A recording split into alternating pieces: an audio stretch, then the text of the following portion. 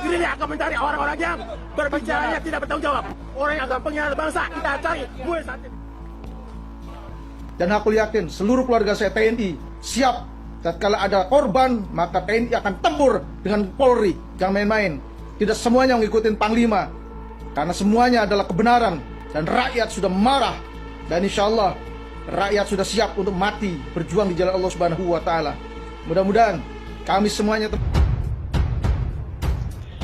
Mahkamah militer memvonis Ruslan Buton sebagai pembunuh.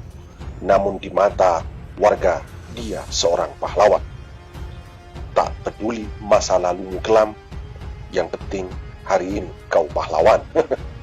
Sekarang ini sedang viral perlawanan politik yang dilakukan oleh Ruslan Buton. Dia adalah seorang tentara yang diberhentikan dari TNI AD. Kesalahannya, menurut Mahkamah Militer Ambon terlibat pembunuhan. Selain dipecat, Ruslan juga dihukum penjara 22 bulan. Dia bebas pada akhir 2019.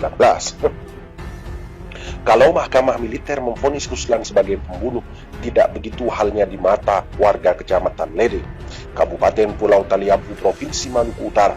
Warga menganggap Ruslan sebagai pahlawan.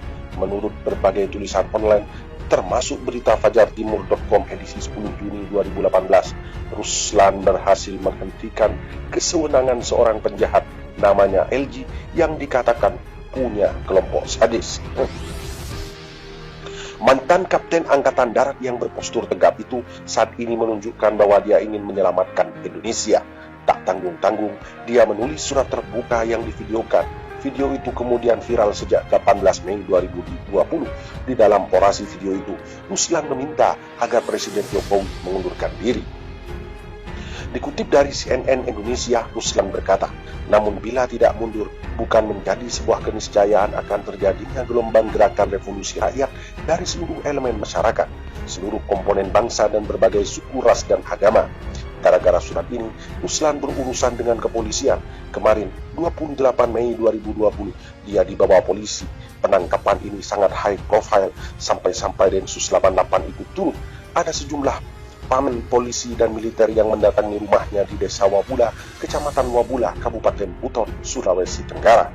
Nah, bisakah dipercaya bahwa Ruslan sedang melakukan perlawanan politik? Mungkinkah ada X factor dalam drama ini? Bagi saya pribadi, saya bersangka baik saja. Saya yakin Ruslan adalah bagian dari banyak orang, bisa jutaan atau puluhan juta, yang sedang resah melihat cara negara dan pemerintahan dikelola. Kalau jutaan orang lainnya memilih diam membisu dalam ketidakberdayaan, Ruslan tampil beda. Dia langsung menghadap Jokowi. Bisa dipahami di dalam dirinya pastilah masih mengalir berliter-liter darah yang tak pernah mengenal takut. Karena itu, saya tidak skeptis tentang motif Ruslan. Saya tak percaya ada faktor-faktor X yang memantik perlawanan politik warga Kecamatan Lede ini. Menurut hemat saya, Ruslan memang murni merasa tak nyaman dengan situasi akhir-akhir ini. Mungkin dia telah melakukan observasi yang serius dan panjang terhadap hiruk-pikuk politik Indonesia.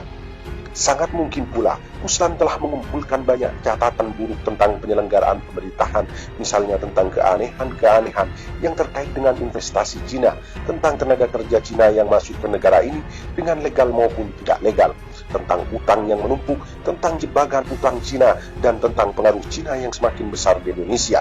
Boleh jadi Ruslan mengikuti berita, laporan, komentar, dan lain sebagainya mengenai makin banyaknya impor produk makanan, pertanian, dan manufaktur yang datang dari Cina. Sehingga seperti dikatakan banyak orang, Ruslan pun berkesimpulan bahwa apa saja yang diperlukan Indonesia didatangkan dari Cina, sehingga pula kedaulatan negara ini bagaikan berpindah ke genggaman Cina. Bisa jadi juga Ruslan banyak mengamati diskusi diskursus tentang komunisme dan gejala kebangkitan PKI di negeri ini, tentang sisa-sisa PKI yang semakin percaya diri, tentang pemameran lambang atau simbol PKI dan komunisme yang semakin sering terjadi di berbagai pelosok negeri. Mungkin pula Ruslan ikut mengamati ketimpangan dalam penegakan hukum dan keadilan. Boleh jadi mantan tentara ini sependapat dengan banyak orang bahwa hukum hanya dibuat untuk mengikat rakyat jelata, tidak untuk elit politik dan elit ekonomi bisnis, tidak untuk para pengusaha dan konglomerat rakus yang mengeruk kekayaan Indonesia tanpa syarat dan tanpa batas. Barangkali semua ini membisikkan kekhawatiran dengan Ruslan yang kemudian mungkin menggiring pikirannya untuk menyimpulkan bahwa kedaulatan rakyat atas NKRI ini sedang terancam. Wallahu a'lam. Lantas apakah Ruslan Buton sendirian? Tampaknya tidak. Sekarang ini sudah bermunculan tagar-tagar yang bertajuk dukungan untuk Pak Kapten. Baik, Asy'ari Usman. Selanjutnya, yang paling penting bagi tentara adalah moralitas dan semangat juangnya. Ini pun dipaprasin. Begitu saya turun, maka semua yang terbaik dicabut. Kepala Badan Intelijen Strategis, Majen TNI Ilyas, dialah yang menyelesaikan Poso. Silakan diskusi dengan siapapun, siapa yang menyelesaikan Poso. Tetapi dicopot sampai dengan sekarang tanpa jabatan. Termasuk Direktur A, Komandan Satuan Tugas Intelijen yang membongkar senjata, sekarang pun copot tanpa jabatan. Investasi sumber daya manusia di TNI itu ada jabatan-jabatan tersebut. Panglima Divisi Infanteri 1, Panglima Divisi Infanteri 2 dicopot sampai dengan sekarang tanpa jabatan.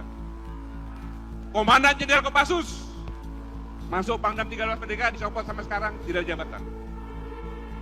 Dan saya tidak salah menyebutkan orang-orang yang bermasalah menempati jabatan-jabatan strategis.